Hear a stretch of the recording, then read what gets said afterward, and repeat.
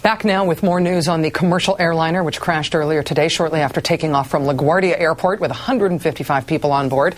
We're now looking at live pictures of the plane as it sits quietly in the Hudson River. Miraculously, the plane's structure held together. It floated on the icy cold water.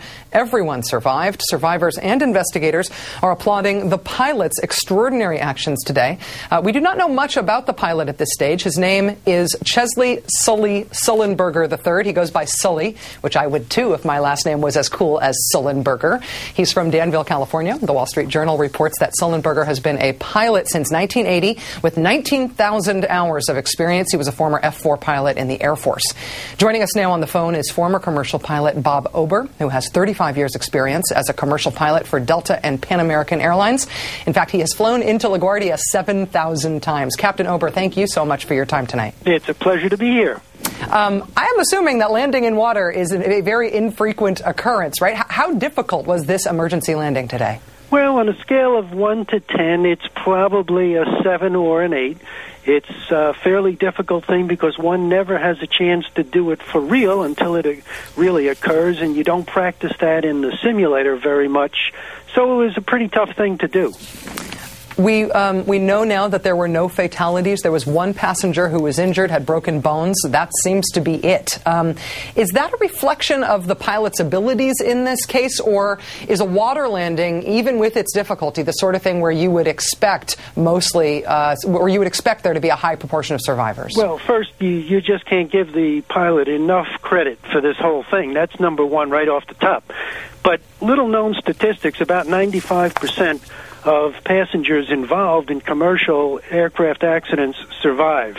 And the second thing which gets overlooked an awful lot is to spread the credit where it's really due. And some of the management of all the commercial airlines, the flight operations department, they go well beyond the minimum federal regulations as far as their training and their insistence on adherence to procedures, and they deserve a lot of credit. And, for example, in 2007 and 2008, the commercial airlines flew about 2 million passengers every day, about 1.5 billion people. And in those 2 years, the fatalities that they caused was 0. That's an incredible achievement. We know that with this plane, as it came down, it seems clear that there was no power in either engine. You've flown Airbus A320s before. How much maneuverability do you have? How much control could a pilot conceivably have of the aircraft with both engines knocked out? Is it operating as a glider at that point? It is, but the thing that's amazing, it has what's called a glide ratio of 20 to 1. That means for each foot that you're up in the air, you can glide forward about 20 feet. So that he hit an altitude of somewhere around 3,000 feet, close to a half a mile. He could have glided about 10 miles with absolutely no power whatsoever on the engines, as long as he had power to operate the controls of the aircraft. So he had to make a decision. If his track miles to go back to an airport was 10 miles or less, he probably could have made it. But if it's a close call and you have very smooth water, even in an icy river where there's good rescue facilities, and I'm sure all of this ran through his mind, he made a very prudent decision to opt to put the airplane in the river, and everybody walked away from it, which was a marvelous outcome.